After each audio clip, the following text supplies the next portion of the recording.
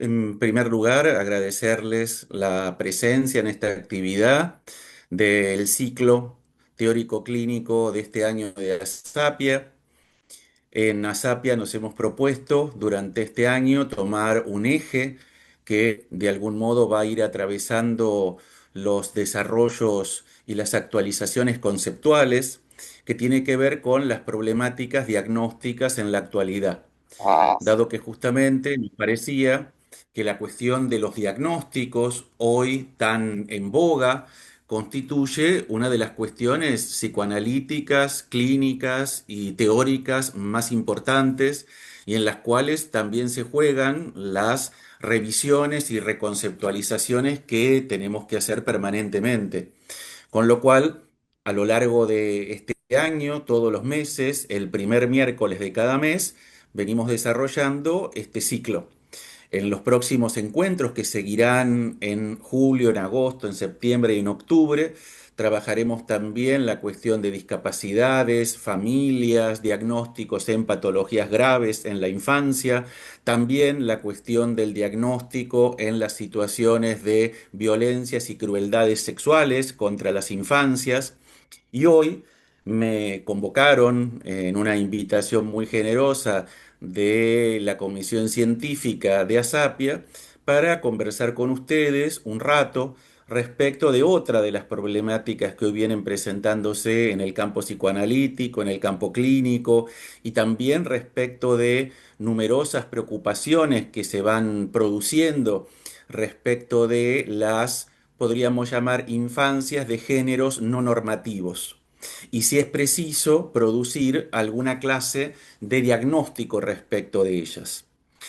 La primera cuestión que me interesaba compartir con ustedes es que plantear la pregunta respecto de si es necesario diagnosticar el género, si es posible hacerlo, si resulta conveniente hacerlo, si corresponde una posición analítica o no diagnosticar el género, si es algo que nos concierne en nuestra experiencia clínica, tener que realizar alguna clase de diagnóstico que esté sostenido en el género, sobre todo en los tiempos de infancia, es una cuestión que por lo menos para quienes estamos en Argentina es de una muy notable actualidad. Y señalo esto porque, por un lado, nos acompañan aquí colegas a quienes veo y que conozco hace mucho tiempo y por quienes siento un gran cariño, como Raquel o como Marina de Brasil y otros, lo veo Juan Andrés de Uruguay. Bueno, hay colegas del exterior, por lo menos en la primera pantallita que alcanzo a ver que nos están acompañando, pero me interesa también contextualizar esta temática en el marco del contexto actual que estamos atravesando en Argentina, de un notable e inquietante retroceso en todo aquello que tiene que ver con el reconocimiento de los derechos sexuales, de género y reproductivos, entre otros derechos que, por supuesto, en los últimos 2 años se vienen viendo severamente y sistemáticamente atacados.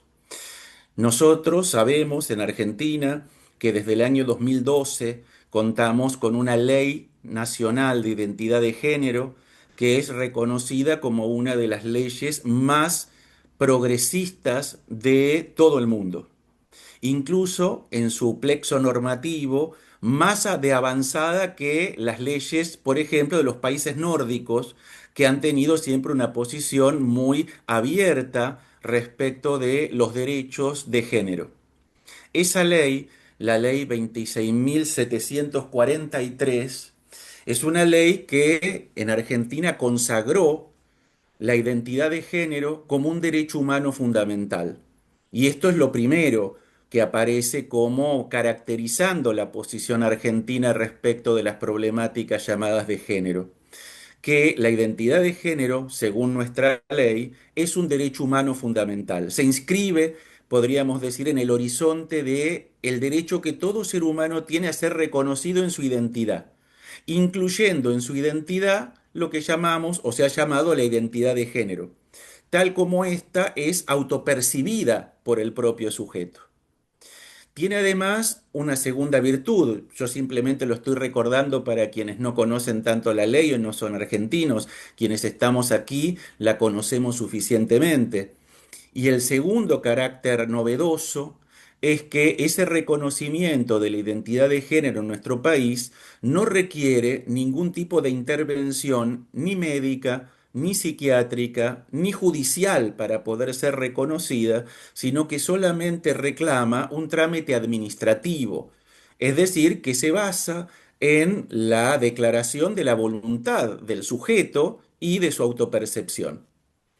Esto constituyó un avance extraordinario que permitió no solamente visibilizar, sino también legitimar una cantidad enorme de existencias, sobre todo aquellas que podríamos llamar de géneros no normativos o de géneros disidentes, que habían sufrido históricamente de una sistemática opresión, ocultamiento, invisibilización y sabemos también que en muchos casos de una criminalización y hasta de un intento franco de eliminación respecto de sus propias existencias. En ese marco, esta ley constituyó, por supuesto, un salto hacia el futuro extraordinario. Sin embargo, también sabemos, como yo les decía, que en el marco del contexto actual de retroceso en el reconocimiento de estos derechos, nos encontramos, se encuentran las poblaciones LGBTIAQ+, cada vez con más dificultades para poder hacer valer estos derechos, entre los que yo decía se encuentran los sexuales, los de género y los reproductivos porque se ha producido una sistemática demolición de las políticas públicas de acompañamiento a las subjetividades y a los géneros disidentes, y junto con ello un entorpecimiento respecto al acceso al ejercicio de esos derechos. Por supuesto que uno podría pensar que este retroceso no se revela solamente respecto de la ley de identidad de género. Sabemos de los notables retrocesos en todas las políticas públicas de salud, de educación, de salud mental, de discapacidad, de educación sexual integral y los debates que también se ciernen en torno a los derechos reproductivos. Con lo cual me parece que en este contexto es muy importante poder volver a pensar la posición que como analistas tenemos respecto de las identificaciones de género y en qué medida esto también nos interpela en términos teóricos, en términos clínicos, pero también en términos ético-políticos. Porque este contexto de retroceso es también un contexto de recrudecimiento de los discursos patriarcales, machistas, misóginos y homo-lesbo-transodiantes. Ni hace falta que yo les recuerde las noticias de las últimas semanas en torno a los femicidios y al brutal femicidio de esta niña cordobesa, Agostina, que hoy produjo una movilización extraordinaria de Ni Una Menos en todo el país. Y creo que tenemos que pensar que en gran medida el recrudecimiento de las violencias contra las mujeres y también contra los colectivos disidentes forman parte de una política claramente desplegada que va en sintonía con los discursos más reaccionarios, con un ecosistema reaccionario que se despliega, podríamos decir, desde las esferas gubernamentales más elevadas hasta todo el conjunto de difusores, trolls, redes sociales, canales de streaming, que son de algún modo sintónicos con este discurso.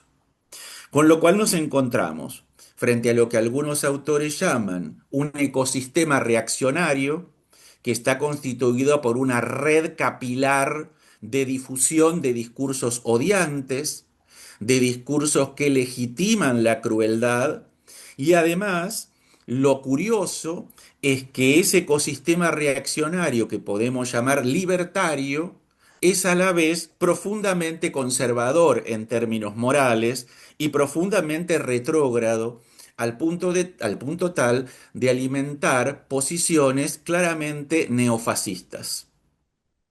Y como viene señalando Judith Butler, y sobre todo lo ha hecho en su último libro, ¿Quién le teme al género?, gran parte de esta avanzada reaccionaria se ha dirigido de una manera muy brutal contra las mujeres, contra los feminismos y los transfeminismos y contra los colectivos LGBTIAQ+, que se han constituido de algún modo como en los blancos privilegiados de un discurso que pareciera atacarlos con una ferocidad que en otros momentos, por supuesto, ha sido también vigente, pero que en los últimos años había morigerado en parte esa virulencia.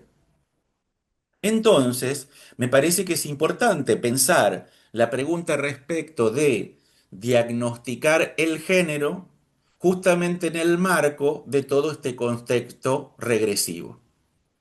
Porque, como les decía, creo que de algún modo se juega la posición que como analistas, pero también como ciudadanos y ciudadanas, también en el horizonte social tenemos en la medida en que ocupamos una posición en los discursos y en el conjunto de las prácticas. En ese sentido, y señalando este contexto que no quería obviar, porque me parece que es también parte de la actualidad que tiene pensar los géneros en este momento histórico, la pregunta es si el género es un asunto del diagnóstico.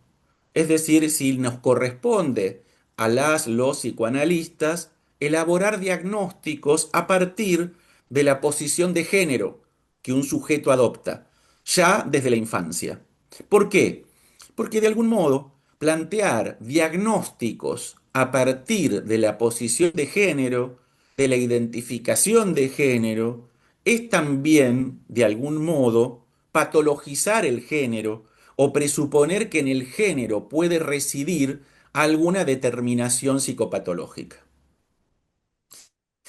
Con lo cual, por supuesto que la pregunta desde la cual convocamos esta conversación era una pregunta completamente provocativa, porque lo que estoy señalando es que si los psicoanalistas tuviéramos como propósito de nuestra tarea clínica diagnosticar el género, esto de una manera explícita o implícita estaría implicando la presuposición de que el género puede constituir un asunto de la psicopatología o un asunto de la clínica. Y esto es lo primero que quisiera problematizar con ustedes, ¿no? Esto no quiere decir que la posición de género, el emplazamiento de género o la identificación de género no sean factores que intervienen en en el padecimiento psíquico, ¿no? Por supuesto que hay padecimiento psíquico asociado a la identificación de género o a la posición de género. La pregunta entonces que se plantea allí es si ese padecimiento es causado por el género, punto que concierne a la psicopatología, o si el padecimiento que acompaña a ciertas posiciones de género es producto de la receptividad o no receptividad que ciertas posiciones de género tienen para el contexto social, para los vínculos familiares, para el emplazamiento de un sujeto en las coordenadas existenciales de su propia vida en términos materiales y de su relación con los otros y con el mundo, ¿no? Y esto nos lleva como una primera cuestión, obviamente, que estoy señalando de algún modo cuando les comparto estas preguntas, que es en qué categorías se funda un diagnóstico. Porque finalmente de lo que estamos discutiendo o de lo que yo estoy pensando cuando les propongo estas ideas es en qué categorías se funda un diagnóstico. Porque que el diagnóstico es necesario como orientación clínica, no tenemos duda. Por supuesto que el diagnóstico es una operación necesaria en la clínica psicoanalítica, porque de algún modo, como seguramente ustedes escucharon, quienes pudieron participar del encuentro anterior que llevó adelante nuestra colega Alicia Leone, El diagnóstico es una operación necesaria para la intervención clínica. Funciona, como decía Alicia, como brújula o como mapa, a partir del cual la tarea clínica se puede desplegar. En ese sentido, el diagnóstico constituye una hipótesis de partida que intenta dar cuenta del modo de funcionamiento psíquico de un sujeto y de cuáles son las determinaciones que operan en su padecimiento. Y en ese sentido constituye una suerte de primer cercamiento de las problemáticas clínicas para poder orientar la cura. Sin diagnóstico, la operación clínica del psicoanálisis, la dirección de la cura carece de rumbo inicial, ¿no? Sabemos, por supuesto, que lo que llamamos dirección de la cura no es algo que se pueda anticipar, prever ni mecanizar en su devenir, en su decurso. Eso se va produciendo a medida que el proceso analítico se despliega y en el horizonte de la transferencia. Sin embargo, para que la dirección de la cura tenga inicialmente alguna orientación, por ejemplo, para poder pensar en qué medida es aplicable el método psicoanalítico y en qué medida no lo es, o qué modificaciones son necesarias en el abordaje clínico respecto de las intervenciones, respecto de la aplicación del método o respecto del encuadre, es necesario poder construir una hipótesis de naturaleza diagnóstica. Y esa hipótesis es, podríamos decir, la primera orientación con la cual partimos y es por supuesto necesaria. En ese sentido, por supuesto, yo no comparto la propuesta que a veces se ha transmitido en cierto psicoanálisis de no realizar diagnósticos bajo la presuposición de que todo diagnóstico es una etiqueta o es un rótulo. No.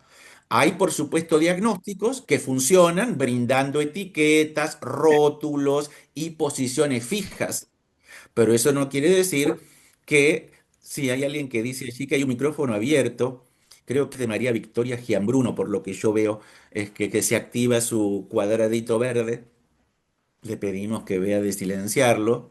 Les decía, por supuesto que hay operaciones diagnósticas que sabemos que son clasificatorias, descriptivas, que pretenden de algún modo encorsetar al sujeto en una categoría fija y que muchas veces el diagnóstico funciona en esos casos como una etiqueta y como un rótulo que impide poder producir movimientos de transformación y que en general, sobre todo en la infancia, lo que produce es una identificación al síntoma. Es decir, que desde muy pequeños los niños queden identificados al significante psicopatológico que los nombra, ¿no? Y mucho más cuando esos significantes además son siglas, TDA, ADD, ADDH, TEA, que son este, como la hipérbole de la identificación a un significante vacío, ¿no? Porque bien sabemos que esas categorías están vaciadas de sentido y son simplemente descripciones comportamentales que tienen muy escaso valor para la orientación clínica. Ahora, me parece que esto no nos lleva a la confusión de suponer que no hay que elaborar ningún diagnóstico. Una cosa es que no apelemos a categorías clasificatorias, que no apelemos a categorías de naturaleza descriptiva y que no impongamos rótulos ni etiquetas. Otra cosa es que no tengamos categorías psicopatológicas, metapsicológicas que nos permitan cercar a qué fenómenos clínicos nos enfrentamos. ¿No? Porque si no, sin diagnóstico, como uno muchas veces dice a los supervisandos, a las personas que supervisan con nosotros, a quienes inician en la experiencia clínica, sin diagnóstico no hay posibilidad de orientar cuáles serían las intervenciones clínicas apropiadas.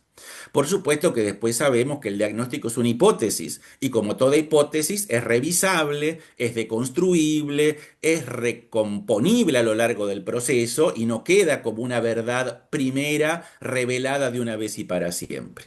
Entonces la pregunta es, ¿en qué categoría fundamos nuestros diagnósticos? Y yo podría decir que hay diagnósticos que se fundan en categorías clasificatorias, descriptivas, estas que proliferan en los manuales de clasificación internacionales, sea el DSM-5, sea el CIE-11 o sus versiones y reversiones sucesivas a lo largo de las décadas.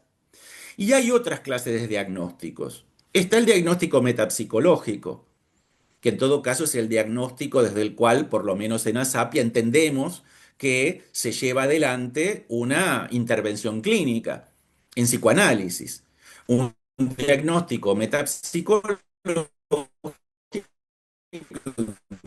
implica un diagnóstico que pueda dar cuenta del funcionamiento psíquico, de las dominancias estructurales que operan en ese sujeto y de las determinaciones, tanto estructurales como libidinales y traumáticas, que participan en la producción de su padecimiento. Con lo cual, por supuesto que ese diagnóstico metapsicológico tiene un alcance, un espesor, una profundidad extraordinarios, ¿no? Y obviamente que, como yo les decía, nos sirve como una herramienta útil a la mano, ¿no? Yo en ese sentido me gusta mucho la forma con la cual Heidegger retoma la idea de la teoría o los conceptos como útiles a la mano, como herramientas. Son herramientas. ¿No? Las categorías diagnósticas, psicopatológicas, son herramientas. Herramientas que sirven para acercar las muy diversas formas de presentación del padecimiento humano. La cuestión es que como toda herramienta puede ser útil o dejar de serlo. Por eso también el diagnóstico requiere de una tarea constante de revisión, ¿no? Entonces, yo creo que el diagnóstico es una herramienta útil. Y ni hablar en los tiempos de infancia, porque en los tiempos de infancia esa herramienta además debe contemplar que cuando se trata del psiquismo infantil y de sus malestares o padecimientos, estamos además hablando de un sujeto que está en constitución. Y que está en constitución implica que esa estructuración aún está en proceso. Y esto abre, por supuesto, muchas consecuencias. La primera de ellas, que las formas con las cuales se presentan los padecimientos psíquicos infantiles son mucho más móviles, mucho más dinámicas y mucho más cambiantes que cuando la estructuración psíquica ha alcanzado otro grado de complejización y estabilidad. Pero también, como decía Bleichmar, la gran virtud que tiene pensar al psiquismo infantil en constitución es poder operar sobre los tiempos de infancia para producir transformaciones clínicas que sean realmente reestructurantes, transformadoras, que puedan hasta incluso producir aquello que Silvia Bleichmar llamó procesos de neogénesis. Es decir, que en la infancia, justamente como el psiquismo está en constitución, se pueden producir intervenciones, aquellas que Bleichmar llamaba simbolizantes, por ejemplo, que producen saltos estructurales, que producen recomposiciones de la tópica, que generan modificaciones sustantivas en el funcionamiento psíquico del sujeto y que por tanto permiten que un infantil sujeto no quede, por así decir, condenado precozmente a las determinaciones psicopatológicas que en algún momento de su vida han operado. Lo cual es extraordinario porque nos permite justamente generar transformaciones muy importantes en los modos del funcionamiento psíquico, ¿no? Ahora bien, yo estaba diciendo por un lado que el diagnóstico metapsicológico psicoanalítico se diferencia del diagnóstico clasificatorio y que cuando un psicoanalista diagnostica no estamos colocándole un, un rótulo, una etiqueta o un encasillamiento a un sujeto. Pero, y esto me parece que es importante para la cuestión que nos concierne, que es la cuestión de género, hay ciertos diagnósticos que se constituyen a partir de categorías ideológico-morales. Aunque esas categorías ideológicas y morales estén aparentemente recubiertas bajo terminología psicológica, psiquiátrica o hasta psicoanalítica. Pongo un ejemplo de esto para que se entienda. Ustedes saben que respecto de las cuestiones de género en la actualidad, proliferan muchísimos diagnósticos. Algunos son diagnósticos extra psicoanalíticos y otros son diagnósticos al interior del psicoanálisis.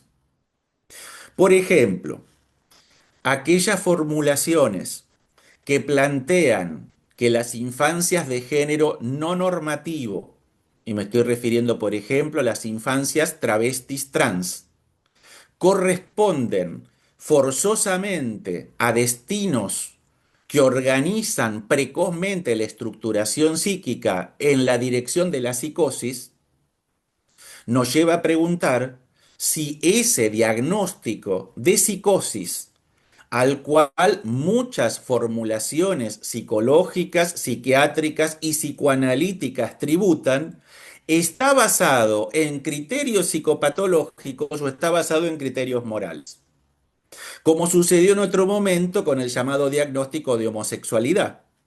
Ustedes saben que durante muchísimo tiempo y hasta mucho después de que la Organización Mundial de la Salud retirara a la homosexualidad del manual de clasificación de patologías mentales a fines de la década del 70, hubo muchísimas formulaciones posteriores que siguieron equivalenciando, equiparando homosexualidad-perversión. Homosexualidad-perversión. Y uno se pregunta, en esos marcos donde la homosexualidad era diagnosticada como perversión, ¿ese diagnóstico era metapsicológico o ese diagnóstico era ideológico moral?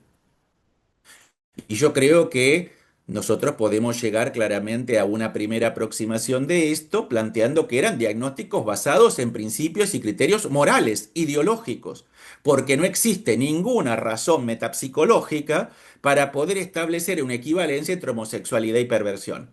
Porque la perversión como estructura o como dominancia estructural no se define por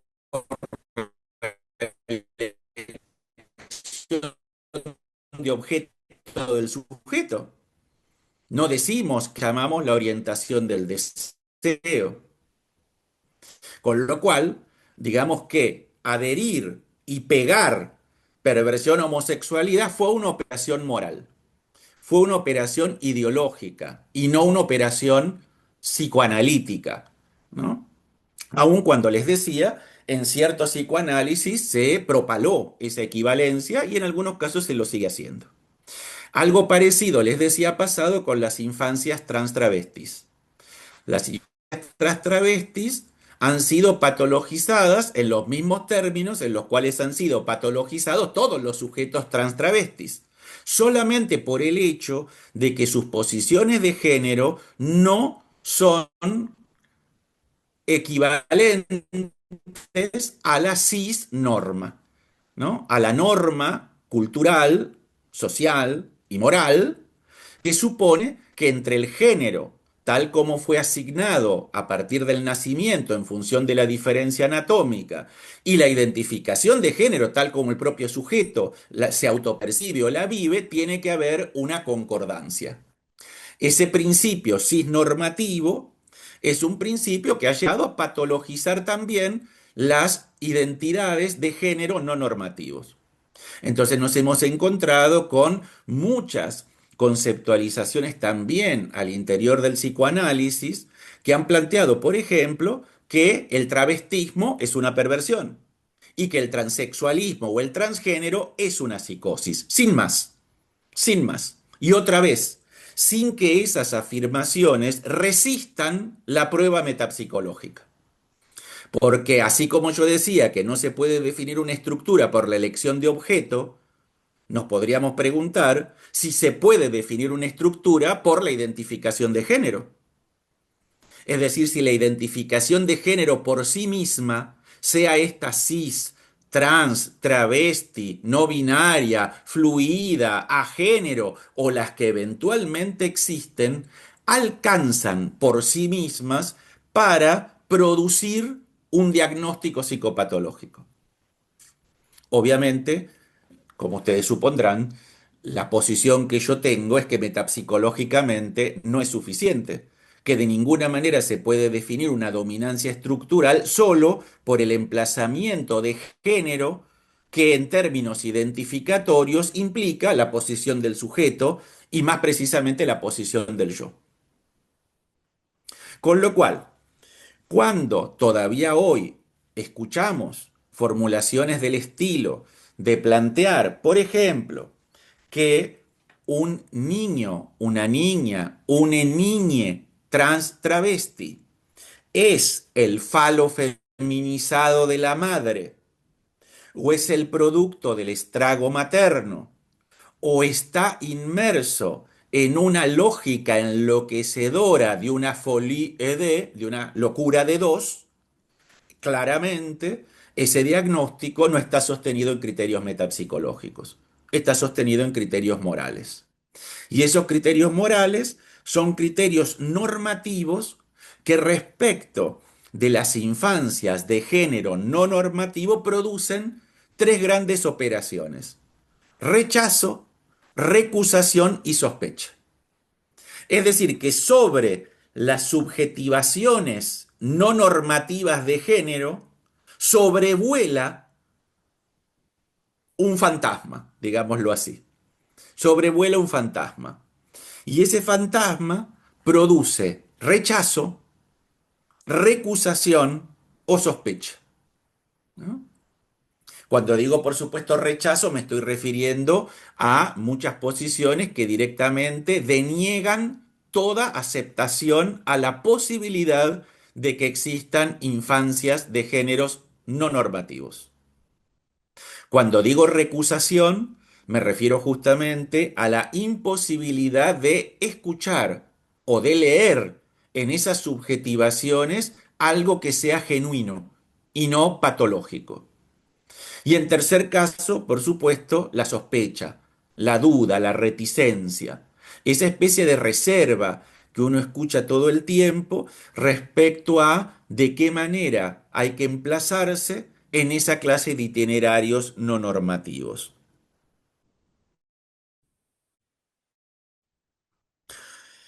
En este punto, entonces, les decía, el recurso a la psicopatologización está a la mano, está a la mano. Y muchas veces esa psicopatologización no es el producto de una mala fe, de una mala intención, sino en muchos casos del desconocimiento de cómo se inscribe y se organiza la identificación de género en los tiempos de infancia. El problema, y creo que esto es algo que tenemos que pensar, es que la desclasificación no implica forzosamente despatologización. Que se desclasifiquen de los nomencladores, de los protocolos o de los manuales ciertos emplazamientos de género, ciertas orientaciones deseantes, no supone necesariamente despatologización. Se puede seguir sosteniendo la patologización aun cuando no se empleen categorías clasificatorias, que de todos modos se emplean, ¿no? Porque ustedes saben que todas las disidencias de género han sido sistemáticamente diagnosticadas por la psiquiatría, por el psicoanálisis y también por los manuales de clasificación, ¿no? Y esto es algo sistemático. Todas las disidencias sexogenéricas han sido inicialmente patologizadas por el discurso psi.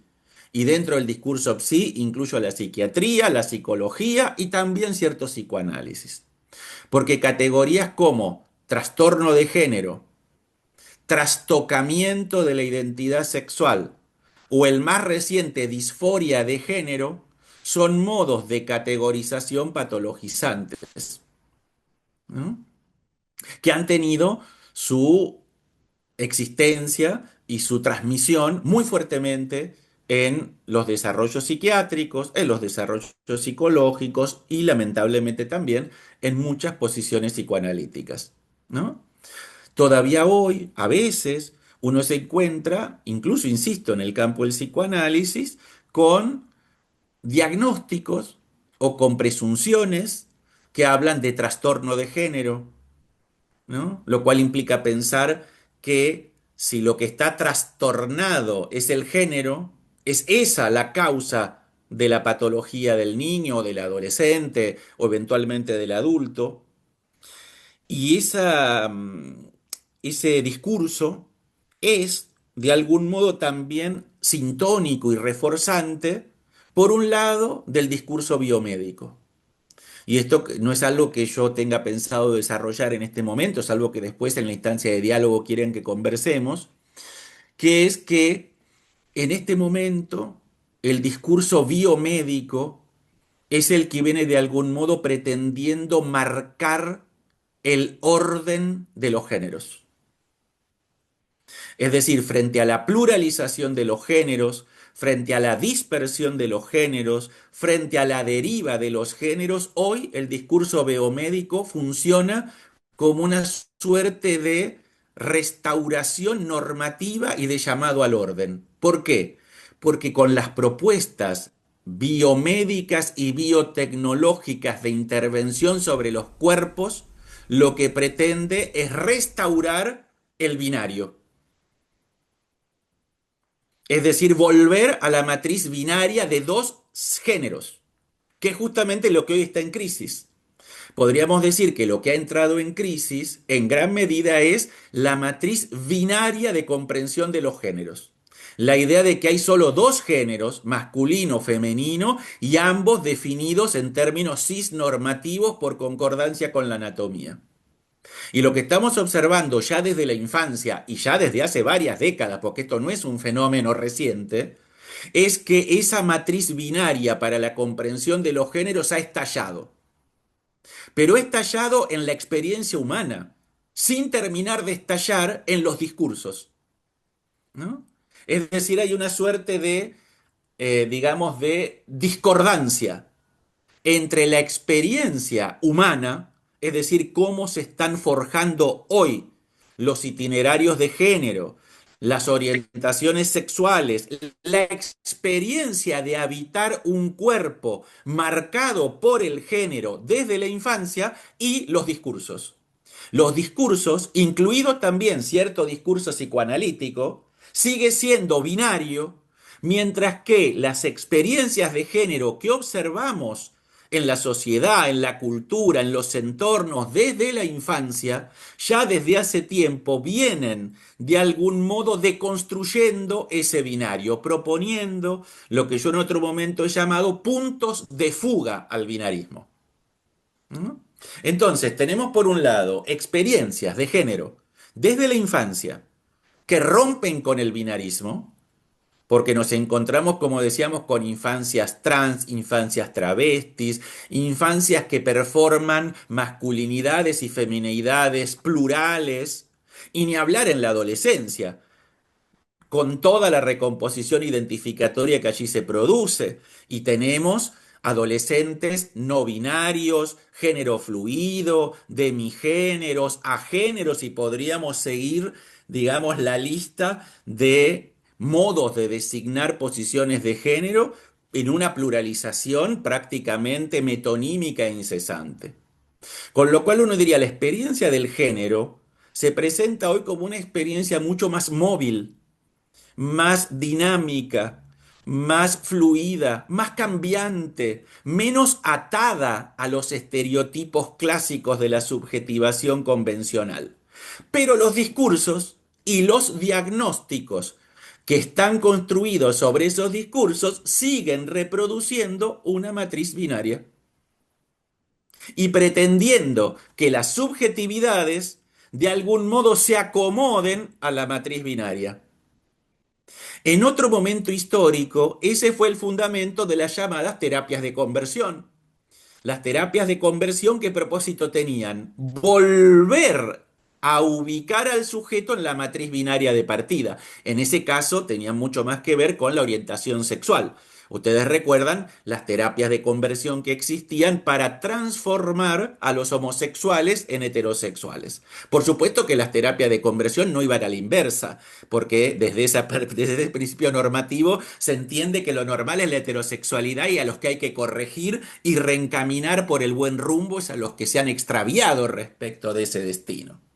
Esa misma lógica de las terapias de conversión son las que de algún modo hoy también se reproducen cuando se pretende, frente a la pluralidad, la diversidad, la deriva de la identificación de género, volverla a localizar en la matriz binaria. Y el discurso biomédico hoy es el recurso más consistente de normativizar los géneros. ¿Por qué? Porque le propone a los sujetos realizar intervenciones sobre su cuerpo, sean hormonales o sea quirúrgicas, ¿para qué? Para volver a resituarlos al interior del binario. ¿Se entiende lo que estoy marcando con esto, verdad? Si no, después lo retomamos. Pero con esto yo no estoy diciendo que en muchos casos no pueda ser necesario, pertinente y hasta deseable para un sujeto realizar intervenciones, sean estas transitorias o no, sobre su propio cuerpo. Lo que estoy diciendo es que el discurso biomédico, cuando propone solo transiciones de género a través de recursos biotecnológicos, implícitamente restaura el binario, implícitamente vuelve a colocar al sujeto en un encasillamiento que es dicotómico, ¿no? En ese sentido, ese refuerzo del binarismo es parte de los debates contemporáneos respecto de las llamadas transiciones de género, ¿no?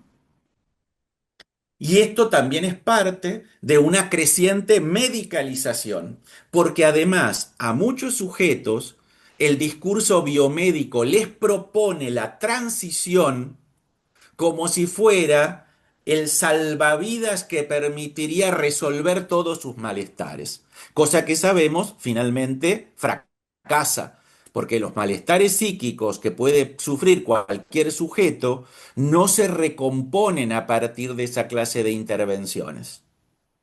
Entonces, yo creo que hoy ya no se trata como psicoanalistas solo de reconocer o no reconocer la diversidad de géneros ya desde la infancia, sino de cuál es la propuesta que un psicoanálisis puede brindarle a un sujeto, niño, adolescente o adulto, respecto de su propia experiencia de género.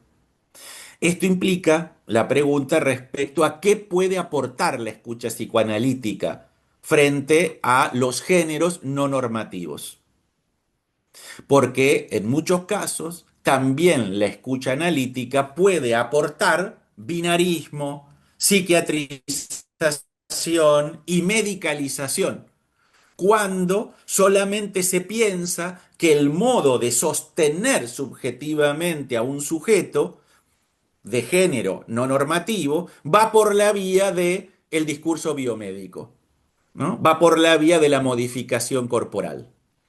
En ese sentido, y para que también nos quede un tiempo para dialogar, yo abriría como una serie de cuestiones que son las que a mí me parece que es importante pensar cuando, sobre todo en términos clínicos, cada vez con más frecuencia, nos encontramos con niñes que tienen un género que podemos llamar no normativo, ¿no? Me parece que la primera cuestión a la cual yo estaba aludiendo recién tiene que ver con poder revisar la matriz binaria que todavía existe dentro del psicoanálisis y que muchas veces también motoriza nuestros diagnósticos, ¿no? Yo les diría hoy que la matriz de pensamiento binaria es quizá el obstáculo epistemológico, clínico y ético-político más serio del psicoanálisis. Seguir pensando en términos binarios una realidad que a todas luces fuga constantemente de ese binarismo. Se escapa, se filtra, se revela, se opone, deconstruye, denuncia y critica los efectos encorsetantes y empobrecedores de la potencia deseante que tiene el binarismo. En segundo lugar, creo que pensar los géneros no normativos en la infancia, y también con esto lo traslado a adolescencia, adultos, yo estoy recortando algo hoy más en torno a las infancias, pero lo podemos pensar también más allá de ella, supone localizar con claridad la inscripción psíquica del género en la trama identificatoria del yo. Y esto me parece que es clave porque hace a qué teoría y a qué modelo de la constitución psíquica es aquel que sostenemos y desde el cual orientamos teoréticamente nuestra praxis. El género no es un asunto de la sexualidad. Digo de la sexualidad pulsional, de la sexualidad infantil, de la sexualidad perversa polimorfa. No es un asunto de la pulsión el género. En ese sentido uno diría no es un asunto del inconsciente en sentido tópico, o por lo menos del inconsciente en términos del originariamente reprimido. El género no es un asunto de la elección de objeto. El género no concierne a la orientación deseante. El género es un asunto de identificaciones. Es decir, que el estatuto metapsicológico con el cual se inscribe la las representaciones de género en la tópica son identificatorias en su estatuto y tópicamente conciernen al yo.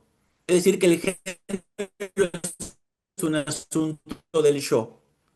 Es el yo identificatoria en esa argamasa, podemos decir, de representaciones que lo constituyen, incluye uno, varios, diversos géneros. Con lo cual, el estatuto del género en todos los sujetos, y acá no me refiero solo a los sujetos de género normativo, también en los sujetos de género, de género normativo, en los sujetos cisgénero, en los niños y niñas cisgénero, también el género es un asunto de identificaciones. Porque justamente el género no proviene de ninguna determinación biológica, no es el resultado directo de la inscripción de la anatomía sobre el psiquismo, sino que corresponde a otro registro, al registro de las identificaciones que constituyen la argamasa representacional del yo, y como toda identificación, la identificación es un asunto denunciado, ¿no? Es un asunto denunciado. Cuando digo que la identificación es un asunto denunciado, lo que estoy diciendo es que su materialidad tiene que ver con enunciados identificatorios, que van a conformar la argamasa representacional del yo, ¿verdad? Pensar justamente en estos términos implica que la localización de las identificaciones de género, en la medida en que tienen que ver con la identificación constituyente de la representación yoica, una vez que se inscribe simbólica y metabólicamente, no existe ninguna razón para que se modifique, ¿no? Por eso el género, o nuestra propia representación de género, constituye una de las formas más íntimas en las cuales nos percibimos, nos reconocemos, experimentamos nuestro cuerpo, organizamos nuestra representación propia en relación también con el mundo, ¿no? Y ahí una cuestión que muchos de ustedes saben, yo he trabajado en muchos escritos, que tiene que ver con que por lo menos creo yo, desde un punto de vista de la orientación clínica, sí interesa pensar cuál es el estatuto de la identificación. No cuál es el contenido de la identificación, sino cuál es el estatuto metapsicológico de la identificación. Cuando me refiero al contenido, me refiero a cuál es el enunciado que constituye la identificación. Y en ese sentido, los enunciados de género pueden ser normativos o no normativos, pueden ser cisgénero, pueden ser transgénero, fluidos, no binarios, etcétera. Pero sí creo, o por lo menos a mí esto me interesa mucho, sobre todo en las consultas que hacen muchas personas trans desde la infancia hasta la adultez, es poder situar qué estatuto metapsicológico han tenido esas identificaciones. Y ahí sí yo plantearía una diferencia, que la he retomado muchas veces a partir de ciertas elucidaciones introducidas por Silvia Bleichbar y que tienen que ver con la diferencia entre identificaciones simbólicas e identificaciones miméticas, porque no toda identificación tiene el mismo estatuto. Si nosotros tomamos las referencias freudianas, las referencias también que de algún modo introduce el psicoanálisis francés, en autores como Lacan o en Pierre Olanier, si uno toma también en consideración las referencias a autores de la escuela inglesa, como ha sido el caso de Meltzer o de todas las identificaciones tienen el mismo estatuto metapsicológico, que hay identificaciones que podríamos llamar simbólicas, identificaciones que se inscriben psíquicamente, se organizan metabólicamente y estabilizan la representación yoica bajo una forma de asimilación incorporativa lograda. Pero hay también fallas en la identificación. Hay fracasos en la identificación simbólica. Y cuando la identificación simbólica fracasa, lo que aparece es otro tipo de identificación, que podríamos pensar como identificaciones imaginarias, identificaciones adhesivas, como la llamó Stervick, o identificaciones miméticas, como lo llamó Meltzer, que no son identificaciones metabólicas, sino superficiales, imitativas, y que tienen más bien una función ortopedizante, que lo que busca es contener de manera imaginaria la representación del yo sin lograr estabilizarla. Entonces,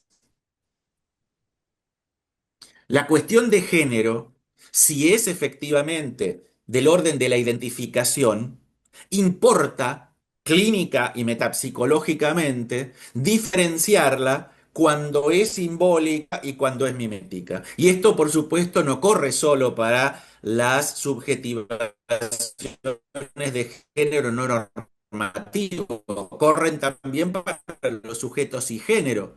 Es decir, hay sujetos género, ¿cuál sus son ortopedizantes, son miméticas.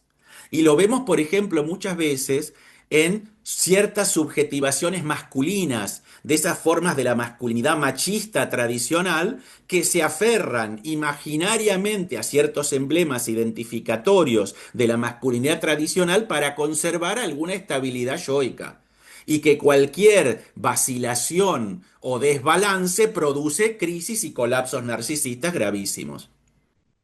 Con lo cual digo, sí me parece que es un orientador metapsicológico valioso para el diagnóstico la distinción entre identificación simbólica e identificación mimética. Y eso vale para cualquier sujeto en procesos identificatorios, sean en términos de género normativos o no normativos. ¿No?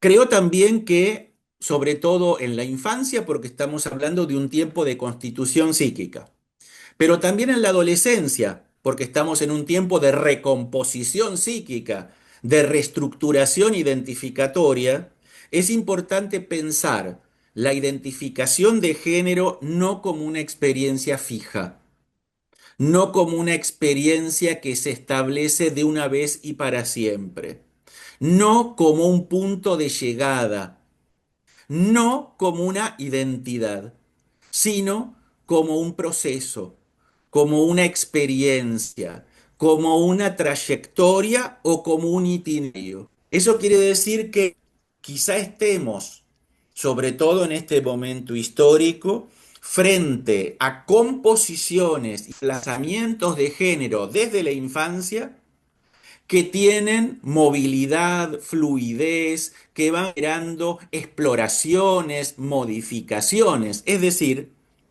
que esa idea que durante mucho tiempo se transmitió de que había exploración en la sexualidad, y es verdad que hay exploración en la sexualidad, tendríamos que también trasladarlo al género. También hay exploraciones en el género. También hay tránsitos en la experiencia de género. Y esto entonces nos tiene que llevar a pensar justamente la identificación de género desde la infancia en términos más móviles, más dinámicos, más, podríamos decir, en devenir. Y esto implica que la experiencia que un niño, una niña, una niñe, un adolescente, un adolescente o los adultos tienen, en términos de su género, no necesariamente tienen un carácter monolítico, fijado y establecido de una vez y para siempre, sino que el género también está abierto, podríamos decir, a resignificaciones, a recomposiciones, a exploraciones y a transiciones constantes, lo cual, por supuesto, implica toda una serie de desafíos en el acompañamiento psicoanalítico de esas subjetividades y también, sobre todo en la infancia, en el acompañamiento psicoanalítico de los adultos, de las familias y también de los contextos. ¿Por qué? Y esto es lo último que digo, así nos queda un tiempito para dialogar. Porque es verdad que todavía en contextos como los que vivimos, y mucho más en el momento actual de retroceso y de restauración conservadora, performar, experimentar un género no normativo desde la infancia es motivo de violencia. El contexto que estamos atravesando, que un sujeto ya desde la infancia presente una experiencia, un existenciario de género no normativo, es ocasión para que sobre él se desplieguen violencias. Me refiero al bullying, me refiero a las múltiples formas de rechazo, rechazo que muchas veces se produce al interior mismo de los vínculos primarios. Me refiero al interior de las familias, lo cual, sabes, trabajamos con personas con géneros no normativos que suele dejar huellas psíquicas, traumáticas, muy precoces y en muchos casos indelebles y de muy difícil transformación. Porque cuando el rechazo es experimentado desde los primeros tiempos de la vida y por parte de quienes son los primeros objetos de amor, los otros adultos significativos, ese rechazo se inscribe psíquicamente. Rechazo a sí mismo como repudio del sujeto a su propia posición identificatoria. Es decir, que en el contexto actual es muy necesario poder pensar metapsicológica, teorética, clínica y ético-políticamente las cuestiones de los géneros, porque los sujetos que performan géneros no normales de aquello que Judith Butler llamó una precariedad maximizada. Judith Butler llamó precariedad maximizada a una condición subjetiva, pero políticamente inducida, por la cual ciertos sujetos se encuentran más probablemente siendo víctimas de violencia o careciendo de redes de apoyo. Y nosotros podríamos decir que todavía hoy, en función de el recrudecimiento de las violencias y las crueldades, las subjetivaciones de género no normativo desde las infancias sufren de una precariedad maximizada. Es decir, tienen más posibilidades de sufrir violencia justamente por su género o de carecer de redes de apoyo que los sostengan y los acompañen en sus itinerarios subjetivos. Y acá creo que está justamente la cuestión central de la praxis psicoanalítica. ¿Qué clase de acompañamiento ofrecemos para las subjetivaciones infantiles de género no normativo? O si la situación clínica reproduce las violencias que ya habitualmente estos sujetos padecen en los entornos en los cuales desarrollan sus existencias. Me parece que esas son cuestiones que hoy son problemáticas actuales en torno a la cuestión de los géneros. Les decía que si nos introdujéramos en pensar, obviamente, la complejidad de esto en la adolescencia, con todo lo que implican las transiciones, por supuesto que tendríamos que estar hablando de otros aspectos que tienen que ver con la recomposición identificatoria, la modificación en los sistemas de ideales y demás. Pero me interesaba, en primer lugar, en la conversación de hoy, poner el acento sobre las infancias, porque además son las que están hoy en un estado de mayor vulnerabilidad. Y esa vulnerabilidad y ese desvalimiento se incrementa cuando las identificaciones de género no responden a las expectativas normativas, ¿no? Así que bueno, hasta aquí algunas de las ideas que quería compartirles en este primer encuentro conmigo, en este segundo dentro del ciclo. Y nos quedan algunos minutos para el intercambio, que sería para mí muy productivo, más allá de haber hablado sin parar más de una hora, sobre todo para que pensemos resonancias, preocupaciones clínicas, ¿no? Las cuestiones que nos interesan. Por supuesto, como esta es una actividad de carácter virtual que se está grabando, he evitado incluir reserva ética, es necesaria, pero podemos hablar en general de las cuestiones clínicas como de alguna manera también he intentado hacerlo. Bueno, nos quedan algunos minutos, con lo cual invito a quienes quieran lecciones, sea activando sus micrófonos o escribiendo en el chat. Acá está Sheila Iglesias, que levantó la mano. Hola, ¿qué tal? ¿Se me Gracias, escucha? Mariana. Hola. Sí. Sí. Hola, Facundo, y en general, los participantes. Bueno, yo soy de Uruguay, trabajo en este momento únicamente a nivel clínico y me ha tocado trabajar con algunas infancias trans y en este momento, bueno, ha habido como una cuestión mediática bastante álgida en relación a una niña trans. Y la verdad que me viene interpelando mucho las infancias, en su especificidad, porque bueno, la hostilidad no es solamente hacia la infancia, sino hacia las familias. Muchas veces cuando nos llegan a consulta, por lo menos en la consulta privada, yo lo que noto es que son padres que eh, son más Ujú, observadores, habilitan el despliegue de las expresiones de las infancias, pero que el entorno después devuelve muchísima hostilidad y hay como un mito, y un estigma hacia los padres de que los padres les están imponiendo otro modo de ujú, existencia, ¿no? Tan chiquito, ujú. ¿cómo puede identificarse con otro género? Eso es una imposición, ¿no? Que yo lo que me pregunto si la imposición en realidad no es histórica de lo binario, ¿no?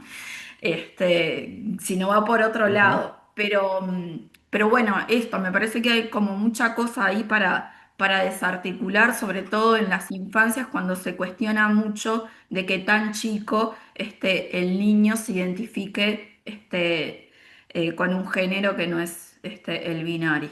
Y después todo sí, lo que hay en relación a, bueno, en sí, Uruguay se puede cambiar el nombre. este, de eso, ya lo dejan elegir tan libremente, y si después cambia, ¿no? Que en realidad en Uruguay se puede después, en la sí. adolescencia puede haber una modificación. Sí, sí, en eh, Argentina también. Sí. Está. Pero bueno, hay como mucho de este prejuicio hacia los Ujú, padres. Lo que pasó últimamente en Uruguay fue que también lo que sucede en las infancias es que no están dadas las condiciones físicas ni en las escuelas ni en los clubes deportivos para alojar infancias trans. Entonces, hubo un acto ujú, muy discriminativo en un club deportivo porque una niña trans ujú, quiso entrar al vestuario femenino y no dejaron, y bueno, se atormentó a la mamá, ¿no? Salió mediáticamente y bueno, con muchas disputas y mucho debate. Se generó por suerte bienvenido, pero hay muchísimos discursos de odio, no solo a las infancias, sino a los padres que están habilitando ujú. otras posibilidades. Eso, y que la Sí, verdad que es difícil lo que se sí. genera, ¿no? Bueno, a ver, es Agradecerte. difícil. Gracias, Sheila. A ver, es difícil, por un lado, para los analistas, justamente poder pensar la complejidad de los fenómenos que estamos hablando. Es difícil mucho más para las subjetividades que los viven, ¿no? y para sus entornos. Como vos decís, es verdad que hay una hostilización muy intensa que recae sobre las infancias, pero también sobre los adultos y las adultas que los crían. Y es muy notable esa pregunta que vos comentás y que es también muy habitual en un entorno como el argentino de tan chiquito y ya una identificación de género. Y esa pregunta no tiene su equivalente cuando se trata de una subjetivación cisgénero. Nadie, ningún adulto hace esa misma pregunta cuando se trata de una subjetivación cisgénero, ¿no? Quiero decir, en esto que vos decías, de la imputación o la sospecha de que los padres le imponen al niño una identificación de género.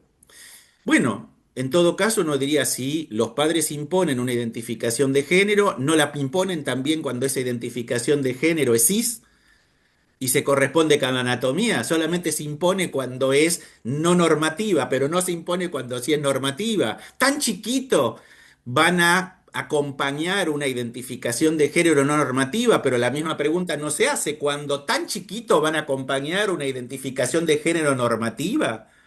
Bueno, eso marca obviamente que todavía el prejuicio sigue siendo cis heteronormativo y el prejuicio sigue siendo bajo esa lógica binaria, ¿no? Y es verdad que es una tarea educativa, digo educativa en el sentido más vasto de la intervención sobre la sociedad y la cultura, la modificación de los imaginarios de género.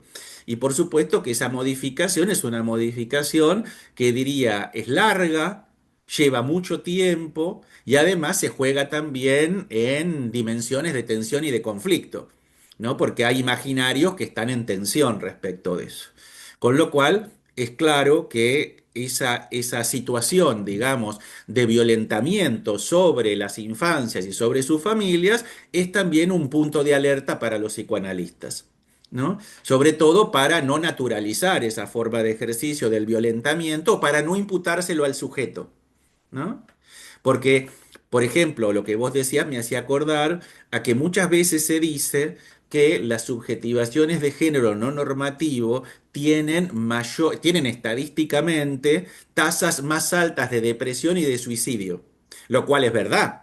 Pero la cuestión es que en muchos análisis de esas estadísticas se imputa al sujeto que esa mayor tasa de la depresión o del suicidio es por la patología que tiene y por el género no normativo que tiene y no por las condiciones de violencia en las cuales se despliegan sus existencias, ¿no?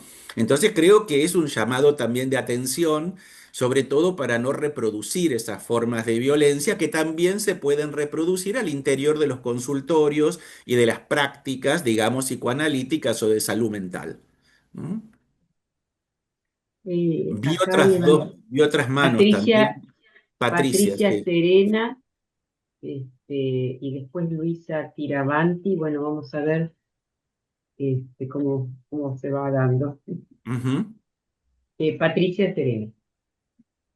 Hola, Hola. bueno, Bueno, estamos con Patricia, por eso es el nombre. Ok. Somos también de Uruguay, como Yaira, y bueno, en la línea de lo que tú me habías planteado, y Yaira también planteó algo similar, la otra vez estábamos en un espacio de AUDEP discutiendo y se planteaba el caso de una compañera de la hija de una colega que en la escuela la maestra dijo, bueno, Juan deja de ser Juan, a partir de hoy es Sofía, y bueno, y después, y ahora en el liceo, eh, Juan en realidad vuelve a ser Sofía. Y lo que se discutía, lo que se planteaba era, bueno, ¿es posible que eso haya normalidad o sea saludable ese cambio? O mejor dicho, necesariamente es algo patológico que sea o sea, de ese cambio, ¿no? Porque digo, esto de considerar a las transexualidades o transgénero como psicosis ya estaba laudado, digamos, no se hablaba en ese término. Bueno, Y este, una colega se preguntaba eso, incluso un colega Ujú. que tiene estudios sobre y trabajos sobre infancias trans, planteaba que no. Entonces, Que no, que, claro, o sea, perdón, que no. que no podía ser algo, ¿cómo decía? Saludable. Ese cambio Devenir no recuerdo. Ajá, patológico. que era Sí, sí, patológico el cambio. claro, Eh, el hecho de una transición y después una transición hacia el género asignado. sí. Este, y entonces, ¿qué pasa con el género fluido Ujú. o El no género o el binario, sí. binario? O sea, ¿cómo, qué pasa en eso cuando se da, por ejemplo, en este caso, está en la estructuración psíquica, Ujú. ¿no? Porque era de niña y después en la adolescencia, a los Sí, 16 años. Pero hay transiciones que se dan a los 50, a los 40. también. Sí. Entonces, o sea, nada, que de cómo esto puede fluctuar. Ujú, Puede ir hacia un lugar, hacia otro sin devenir patológico, porque lo que ujú. se plantea ahora es la identidad, y yo creo que lo que está en discusión justamente es la identidad, desde el Sí, postestructuralismo. El totalmente. concepto, Bueno, a ver, yo te y contesto en también, función de lo que yo pienso, ¿no? De lo que yo pienso y lo que he trabajado sobre esto. Creo que, como vos decís, una de las cuestiones clave es el constructo identidad. La categoría identidad hoy es una categoría que está también en descomposición. Así como está en descomposición el binario, está en descomposición la categoría identidad.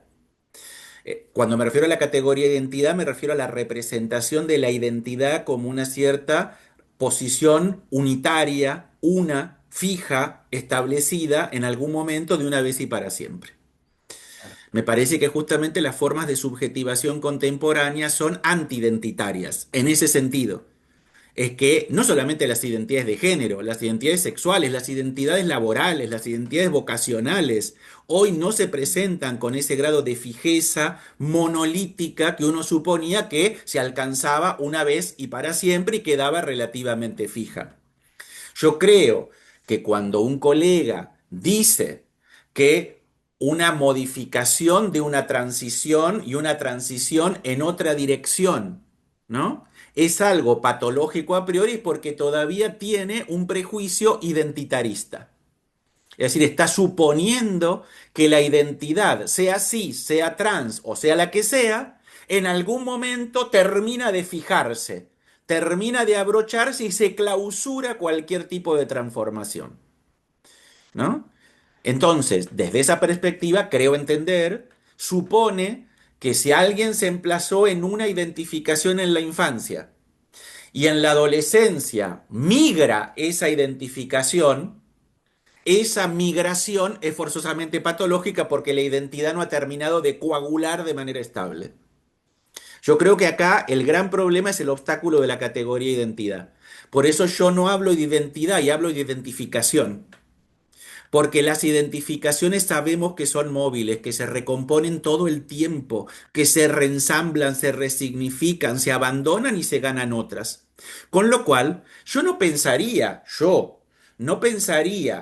la transición y de transición, llamémosla así como la llaman algunos, erróneamente, o la transición y la nueva transición que reconduce al punto inicial, que acá estamos frente a una identidad que no ha terminado de organizarse. O no por lo menos por eso. Si hubiera algún tipo de determinación o indicador metapsicológico que justificara eso, es una cosa, ¿no? Pero si no lo hay, no hay por qué pensar que eso es patológico per se. ¿Por qué? Porque yo lo que estoy planteando es que estoy planteando la identificación de género en términos de identificaciones móviles, fluidas, en devenir, que pueden modificarse y resignificarse. Con lo cual, en el caso que vos comentabas recién, si un niño se instaló en una identificación no normativa en la infancia, y en la adolescencia adopta una identificación normativa, para mí eso no es volver al punto de partida, eso es un nuevo punto en una exploración de género. No Claro. es que volvió para atrás. No, no, se constituyó otro modo de la identificación en la adolescencia, lo cual, por otro lado, no es tampoco demasiado extraordinario, quiero decir. Sabemos que de la infancia a la adolescencia hay modificaciones identificatorias, ¿no? Muchísimas Sí, modificaciones identificatorias. Con lo cual, ¿por qué no pensar que esa experiencia de género también implicó modificaciones identificatorias y que a lo mejor la identificación de género que ese sujeto tiene en la adolescencia tampoco es la última y definitiva? Puede ser que a futuro vuelva a cambiar, vuelva a mutar, se enriquezca, se modifique o no. Pero esto implica repensar el estatuto identificatorio de una manera menos identitarista y más en devenir, más dinámica, más fluida, ¿no? Me parece que ahí el identitarismo es un obstáculo epistemológico. sí, Facundo, pero, o sea, comparto todo lo que decís, pero me parece que también tiene que ver con el género, porque si yo mañana me mudo a Buenos Aires y después de 5 años digo, no, en realidad, ahora me percibo argentino, soy Sí, argentino, nadie sí. va a plantear que tengo una patología No. por Bueno, cambiar. pero ahí hay son cuestiones ideológico-morales. Atribuirle al género un carácter moral que otras identificaciones no tienen. Entonces digo, me parece que ahí, si vos querés, le sumamos dos obstáculos, el obstáculo identitarista y el obstáculo moral, ideológico, ¿no? Cuando en realidad yo creo que tenemos que pensar más bien en itinerarios de género, donde alguien va explorando diferentes posiciones de género. A veces en alguna de ellas se queda fijado y a veces se sigue moviendo, ¿no? Por eso efectivamente vos decías, puede haber transiciones en cualquier momento de la vida. Y sí, Claro, implica, perdón, ¿no? Como en esto que sí, trae Cristian, como un cambio de paradigma, porque en esto claro, de que, bueno, en la adolescencia, bueno, se resignifican las identificaciones, muchas veces lo que pasa en las infancias es que te dicen, ¿no? Lo que te pueden contraponer, ¿no? De alguna forma es, bueno, pero va a cambiar después, puede cambiar, ¿por qué lo vamos a condenar ahora a cambiarle de nombre, a modificar todas sus lógicas, ¿no? En cuanto a espacios a habitar, si después pues, esto puede modificarse. Entonces y queda como sí, muy condenado porque esto se puede modificar, ¿no? Y esto que vos estás sí. trayendo es como, bueno, otro paradigma mucho más móvil, ¿no? Bueno, me Que parece que es otro paradigma para pensar el entramado identificatorio, que lo hemos pensado, yo creo que, a ver, si me pusiera un poco más estricto, yo diría que hemos pensado el entramado identificatorio en un modo de producción de subjetividad que no es el actual. Es decir, en los modos de subjetivación, de producción de subjetividad del siglo XX, es verdad que el entramado identificatorio era más fijo, más monolítico, pero porque era parte de la propuesta de subjetivación del imaginario cultural. Hoy estamos frente a otro proceso de producción de subjetividad distinta, donde ese entramado, creo yo, lo tenemos que pensar más abierto y no tan clausurado, más móvil y no tan fijo, más en construcción permanente y no constituido de una vez y para siempre, ¿no? Porque yo creo que, a ver, es como yo te dijera, cuando el psicoanálisis construyó su teoría de la identificación, fue para hablar de un proceso de producción de subjetividad donde las identificaciones eran fijas, porque la experiencia subjetiva tendía a eso, a establecerse de una vez y para siempre. Pero hoy no es la experiencia dominante, porque cambió el régimen de producción de subjetividad, ¿no? Bueno, veo un montón de manos, Y no pero sé qué ya pensás, estamos en Facundo. tiempo, pero yo pues, puedo quedar un ratito más, además me interesa escuchar. Si les parece, Sí, podemos hacer rapidito claro, las, que hablen Luisa, Elizabeth, Patricia, Adriana y Magda. Son cinco. son Cortito y cinco. después hago como un comentario general, así nos podemos escuchar y no los detengo a ustedes, que es tarde, ya estamos en el horario cumplido. Y hay Y tengo que también hacer, tengo que algunas hacer el otras en el... aviso. el en el aviso de chat la también. próxima actividad Eso sí, también. al final avisamos del Por próximo eso. evento de Bueno, este ciclo. sí. Bien, Elizabeth, Elizabeth. o no, Luisa estaba primero. Luisa que activó el Luisa micrófono. Dale, Luisa. Tiravanti. Hola. ¿Cómo están? Hola, ¿Qué tal? mucho gusto.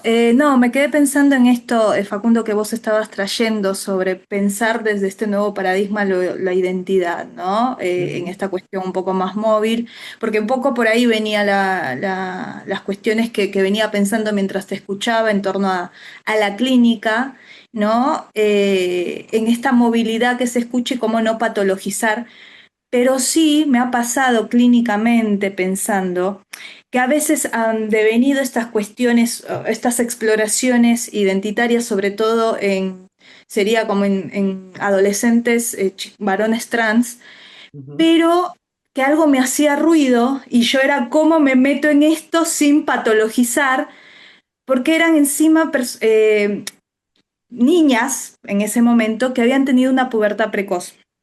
Y lo que Ajá. yo vi es que había algo en torno a la imagen que se le había vuelto tan horrorosa, ¿no? Que después traían en su adolescencia, ¿no? Esta cuestión de un varón, ¿no? De ser un varón trans. Yo obviamente exploraba, ¿no? A qué se refería con estos cambios.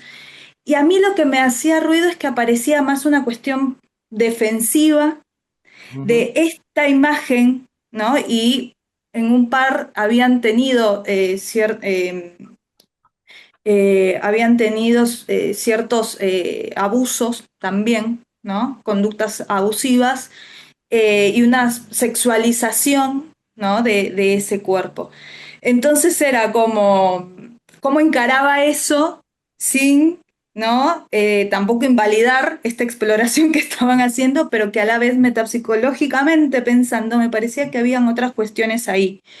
Eh, y bueno, nada, me acuerdo que en su momento los invité a pensar como en qué imagen, qué es lo que le pasaba, más allá de cómo se identificara y cómo se sintiera, ¿no? Porque era una cosa de yo ahora siendo varón, no tengo que lidiar con todo esto que me pasó y con todo esto que sentí y con la imagen que dice, uno de ellos ponía con el peso de mis pechos. ujú, ujú, ¿No? Bueno, nada, y estaban en esto, entonces me parece que un poco en estos aportes que vos has hecho me ayudan a pensar esto de lo identitario, pero bueno, también en esto otro me hacía ruido, ¿no? Cómo ujú, meterme a explorar esto que a veces aparece. Me acuerdo con una paciente que digo una porque vino muy angustiada cuando tenía 8 años por el tema de pensar si podía ser varón trans ujú, y al final, nada, no trabajé directamente la identificación, sino qué es lo que le pasaba. Y era ujú, que el papá era un papá muy violento y si ella quedaba identificada a la mamá, ¿no? Podía padecer esa violencia. Bueno, ahí trabajamos como estas cuestiones de esta angustia. También era una nena que tuvo una pubertad precoz que le estaban inyectando y ella se había imaginado que si no le inyectaban hormonas de hombre, ujú, ¿no? Se había hecho toda una imagen donde le inyectaban ajá, y que si no le ponían iba a ser como una niña con pechos, ¿no? Una enana. ujú, Entonces se le había armado toda una cuestión ahí y nada, y a veces con estas consultas se me generan como conflictos de cómo abordar, distinto sí, a cuando, bueno, yo tengo otros pacientes que no tienen una identificación trans y va por otro lado la cuestión, ¿no? ujú, Su ujú, sufrimiento. ujú. Nada, esto, que a veces es como complejo el entramado. Bueno, Sí, pedimos brevedad, son muy sí, interesantes hagamos todos los así, comentarios, pero pueden hablar brevedad todos. porque si no, no Sí, van a poder hablar todos, sí. lamentablemente. Elizabeth, Elizabeth, Hola, buenas noches. hola. No, voy a tratar de ser breve, ¿no? Pero Bueno, en lo posible. sí, voy a intentarlo. Eh, yo me enfoco principalmente en clínica laganiana. Una de las cosas que ujú, me encuentro ahí es, bueno, en general la encuentro bastante falente, digamos, en falta en la cuestión trans. Pero una cosa que estuve pensando últimamente, quiero oír tu opinión, ujú, es la definición de Freud, ¿no? La original. sobre miseria neurótica y infelicidad ordinaria. Sí. Una cosa que veo en la literatura que no aparece es el sufrimiento que le causa a la persona esa, bueno, la psicología lo llama disforia. Nosotros podríamos llamarlo de otro modo, la desconexión de lo esperado en el ideal de la cultura con la experiencia propia del género de la persona desde su identificación, que es tempranísima. Ujú, Es como, me da la impresión de que es como otra forma de miseria, ¿no? La ujú, miseria trans, la miseria neurótica y la miseria, la infelicidad ordinaria. ujú. ¿Querés Bueno, que digan Patricia, Adriana, Magdalena y después vos haces un sí, comentario sí, final? hago como un Bueno, comentario cortito, porque cada cosa que claro, preguntan abre a un mil por eso, desarrollos, ¿no? exacto. Tenemos que hacer un Patricia, seminario más que una me clase, parece que, una charla. y vas a tener que hacer uno, me parece. Bueno, Patricia, por favor, apenas. Buenas noches. Bueno, Sí. agradecerte primero porque estuvo muy, muy interesante todo lo que vos planteaste. Eh, Mi comentario es en relación a esto que vos decías del discurso biomédico y la violencia que a veces se ejerce desde algún lugar. ujú, No tengo mucha experiencia en trabajo en relación a esta temática, pero por ahí alguna consulta que he tenido en relación a cómo en el hospital ya directamente ante la primer consulta eh, me hacen algún tipo de intervención en relación a ya que se empiecen a aplicar hormonas, a que se ujú, intervenga el cuerpo, digamos, ¿no? En sí, una joven, una puber de 13 años. ujú, Este, bueno, me quedé pensando un poco en esto que vos planteabas de la violencia y de si si entendí bien, ¿no? Si esta intervención apunta a esta cuestión de volver al binarismo. ujú, Es lo que vos planteaste, ¿no? ujú, ujú. Este, Bien, Bueno, gracias, bueno, pasamos a cortito, Adriana. sí, Adriana. bueno. Gracias, muchas gracias Patricia por respetar el tiempo. Adriana, Shakira. Yo me empecé a preguntar mientras escuchaba a Facundo, ¿por qué, cómo podemos ver que algunas identificaciones siguen siendo más estables que otras? Por Ujú, ejemplo, a un cuadro de fútbol, ya que estamos en un año tan futbolero. Como que esa fluidez que vemos en algunos aspectos de la subjetividad actual no es tal en algunos otros, ¿no? En algunas ujú, otras identificaciones o identidades que son más estables. ¿Y con qué tendrá que ver eso? Me preguntaba. Por ahí ujú, algún autor ya lo tiene trabajado a eso y yo no lo abordé o lo tiro para pensar, ¿no? A Facundo y a todos. ujú. Gracias, Adriana. De nada. Magdalena, estás muteada.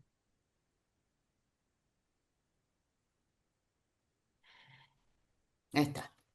Ay, Bueno, hola a todos, todas. Bueno, primero, gracias Facundo una vez más por la riqueza y la claridad. Realmente creo que son dos elementos, dos características que hay que agradecer y mucho a tu exposición. Dos cuestiones. Una, la complejidad de la cuestión de la atribución de género y porque cuando todos nacemos de entrada junto con lo que Silvia llamó la identificación ontológica en el sentido de identificarnos e identificar a la cría humana como ser humano, junto con eso aparece algo arbitrario desde la cultura que se pone un nombre que debe coincidir, o por lo menos hasta ahora en nuestra cultura, y esto hablo de Occidente, no sé, en otras culturas honestamente ignoro, el nombre coincide con el sexo anatómico. Y ahí queda abrochado algo del género, algo muy potente que es desde el punto de vista identificatorio. Es un enunciado identificatorio más. Esto te quería preguntar cómo lo pensás, cómo lo dirimís, porque esto hace, me parece, a la complejidad de toda la cuestión de género. Lo otro era que leyendo y trabajando eh, todas estas cuestiones, ahora hay unas nuevas epistemologías, diríamos, algunas nuevas pero no tan nuevas, que plantean incluso la cuestión identitaria como una cuestión fluida, Ujú. como una cuestión, esto que planteabas vos recién, pero que lo interesante me parece es que hay epistemologías que están trabajando para dar cuenta de un fundamento epistemológico a estas cuestiones que los psicoanalistas estamos observando, pensando en términos de cambios en las transformaciones en la subjetividad. Punto. Bueno, dijimos que hasta Bueno. acá, así que Ujú. Facundo, tra- Rápidamente, trato de tra- tra- contestar en, en un minuto cada en cosa, un minuto todo. cada planteo y después, como dicen ahí, a lo mejor podemos organizar algo un poco más sistemático desde ASAPI en algún otro momento. Respecto a lo primero que planteaba Luisa, que eran muchas cosas, ¿no? Eran muchas cosas, creo varias cosas. La primera, eh, otro de los obstáculos con los cuales nos encontramos muchas veces en la atención de las personas de géneros no normativos es el hecho de presuponer que existe una suerte de traumatogénesis de esa constitución de género. Es decir, que ha habido o abuso o violencia y que de algún modo esos factores desencaminaron, corrieron de norma la representación de género respecto a lo esperable y yo creo que eso es un prejuicio, ¿no? Suponer que ese encaminamiento hubiera sido otro si no hubiera sucedido antes un traumatismo de naturaleza sexual, lo cual termina de algún modo implícitamente patologizando ese recorrido como si fuera la respuesta a un factor patógeno, ¿no? Creo que eso es algo, por supuesto, debatible y no sucede en todos los casos de géneros no normativos.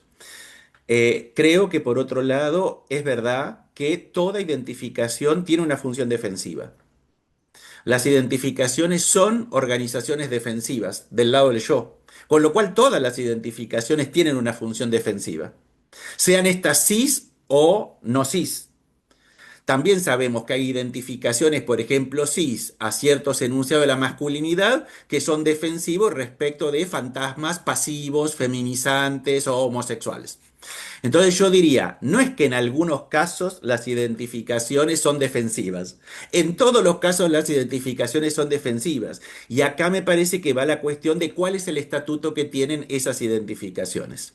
Porque esas identificaciones, cuando son simbólicas, ofrecen ligámenes que propician defensas más estabilizantes y organizadas del yo. Y cuando esas identificaciones son más imaginarias, obviamente su función defensiva no alcanza para sostener de un modo relativamente organizada la argamasa representacional yoica. Sí creo que hoy, y particularmente en la adolescencia, las representaciones y los enunciados de género están operando como articuladores para resolver el enigma sexual. Es decir, que sobre todo en muchas adolescencias, la respuesta al enigma sexual, y me refiero a la sexualidad pulsional, a la sexualidad genital, a la emergencia del embate puberal, está siendo resuelto a partir de los enunciados que la cultura brina que son de género. Con lo cual muchas veces hoy las posiciones de género de algún modo aparecen como intentos de solución del enigma sexual. Por supuesto, no alcanzan nunca el género a resolver el enigma ni el encuentro traumático con la sexualidad. Eso diría rápidamente. Respecto a lo que planteaba Elizabeth, con relación a pensar la disforia, ¿no? Por supuesto, yo no soy muy proclive al empleo de esa categoría de disforia de género, porque justamente le atribuye a la identificación de género la causa de la disforia. Y en realidad, quienes tenemos experiencia clínica con subjetivaciones no normativas, sabemos que la causa no es propiamente la identificación de género, sino que es la vulnerabilidad, la violencia que se sufre por efecto de esa identificación. Entonces, es verdad que hay un padecimiento específico que muchas veces uno recupera en ciertos itinerarios o existenciarios disidentes.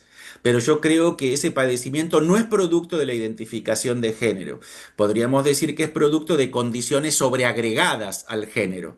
En ese sentido, no, por lo menos yo, no veo ninguna necesidad de incluir una tercera forma del malestar entre la miseria neurótica y la infelicidad ordinaria, porque yo creo que ese malestar sobreagregado que padecen los sujetos trans es parte de la miseria neurótica reforzada por ciertas determinaciones ideológicas de la época.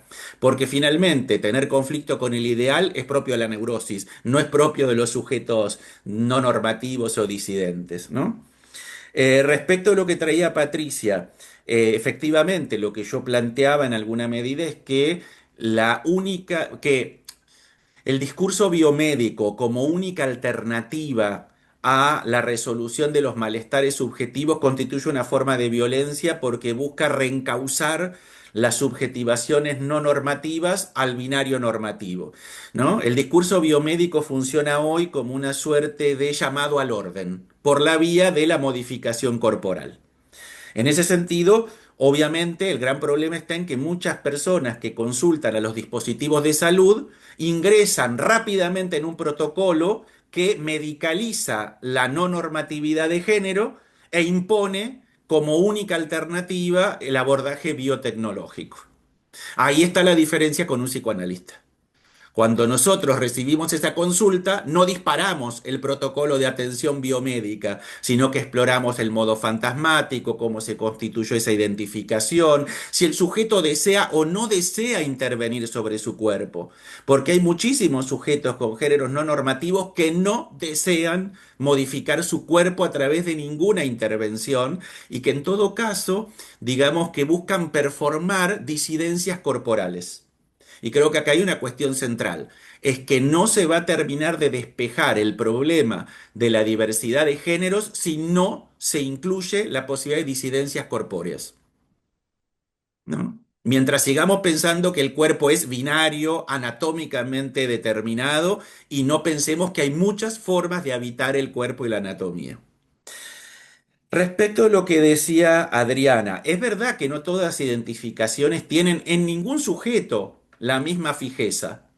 Y así como para algunos la identificación a un club de fútbol puede ser estable, en otros sujetos no tiene ningún valor, no es estable y hasta incluso uno ve niños que durante la infancia hinchan por un determinado club por identificación a los padres y de adultos se hacen del club opuesto, de otros clubes, etcétera. Con lo cual es verdad que el entramado identificatorio del yo abarca una diversidad enorme de contenidos identificatorios. Algunos son más móviles, pueden ser más fijos, pero lo que tenemos que pensar, creo yo, es entramado en términos de una suerte de mosaico. Incluso también en el género. Hay enunciados de género que son más fijos y enunciados que son más móviles, ¿no? Incluso, porque digo, no estamos hablando de un enunciado que conforma el género, sino de un conjunto de enunciados, ¿no? Cuando alguien dice soy un varón no binario, está diciendo que se identifica con ciertos emblemas de la masculinidad y que otras identificaciones masculinas tradicionales pueden modificarse. Creo que ahí, por lo menos, a mí me sirve mucho pensar los enunciados identificatorios en términos de atributos o de emblemas, como decía Laplanche en el escrito sobre castración y simbolizaciones. ¿Por qué? Porque no es lo mismo que un enunciado identificatorio tenga el carácter de un atributo, por lo cual puede cambiar, puede variar a que sea un emblema. Cuando es un emblema, tiene un carácter abrochante respecto de la representación yoica. Y esto lo podemos ver también en sujetos cis, en los cuales, por ejemplo, ciertos emblemas de la masculinidad funcionan como emblema, no son atributos. Y son más fijos. El atributo es más móvil. Son dos lógicas, me parece, de funcionamiento de las identificaciones. Ainelén decía también en el chat que muchos adolescentes, justamente para evitar la violencia, intentan hacer cispassing. La experiencia del cispassing es tratar de hacer una transición borrando cualquier tipo de ambigüedad o de referencia corporal o en la expresión de género al género asignado inicialmente. Y eso también es como una suerte, como ella decía, de salida, formación de compromiso. Es un síntoma el cispassing, porque es tratar de performar una identificación de género distinta a la asignada para que no se note, ¿no? Con el propósito de amoldarse de algún modo la expectativa social y evitar la violencia. Lo último que traían, lo que traía Magda, obviamente que nos lleva a pensar la complejidad de la atribución de género, ¿no? Por un lado en el nombre, pero es verdad que el nombre se asigna igual que el género antes de que exista un yo capaz de poder articular la incorporación de ese enunciado en el plano identificatorio. Y de hecho hay muchos sujetos con géneros no normativos que modifican su nombre sin ningún tipo de problema y sin que esto implique el abandono de una representación nuclear asociada a la identidad. Creo que también ahí el nombre como, digamos, como oferta identificatoria primordial tiene que ver también con un modo de subjetivación identitaria más acorde al orden sexual moderno que a las formas contemporáneas, ¿no? Eh, y respecto de la cuestión epistemológica, por supuesto que tenemos mucho que estudiar y que leer, ¿no? Porque esta cuestión de la revisión a las categorías identitarias es algo que la antropología postestructuralista, que la etnografía comparada y muy particularmente las teorías queer vienen haciendo hace décadas. Nosotros recién estamos llegando a esos debates al interior del psicoanálisis. Pero la teoría queer ya lo viene haciendo hace décadas y hay que leer autores queer porque aportan justamente a una comprensión, creo yo, más compleja y también más desafiante respecto de nuestras teorías.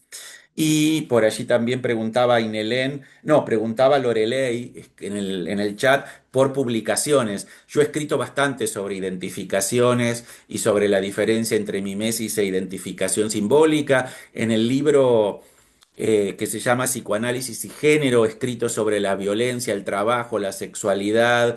Hay un capítulo sobre infancias trans que escribo yo, es un libro que publicó Paidós hace unos años eh, y que compiló Irene Meller.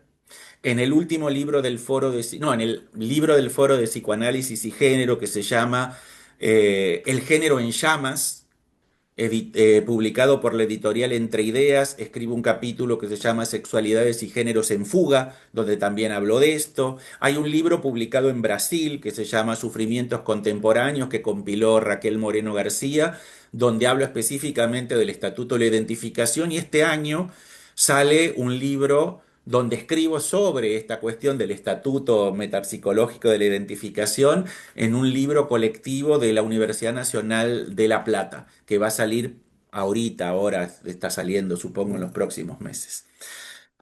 Bueno, Mariana, Bueno, por recordá supuesto, invitar a toda esta gente a nuestra próxima actividad.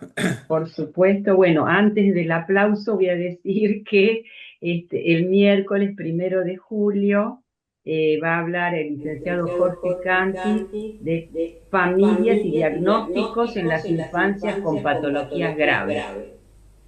Así que ya queda anunciado.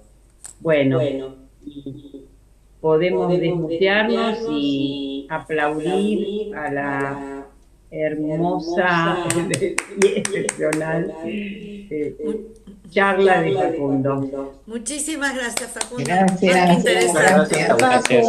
Gracias, Facundo. Muy bueno. Gracias, Facundo. Muy lindo el encuentro. Nos Chao, vemos muchas la próxima gracias. para escuchar a Jorge. No se pierdan la próxima con Jorge. Dejaste la vara muy alta, así que vamos a ver. Gracias, obrigada. Ahí está Jorge.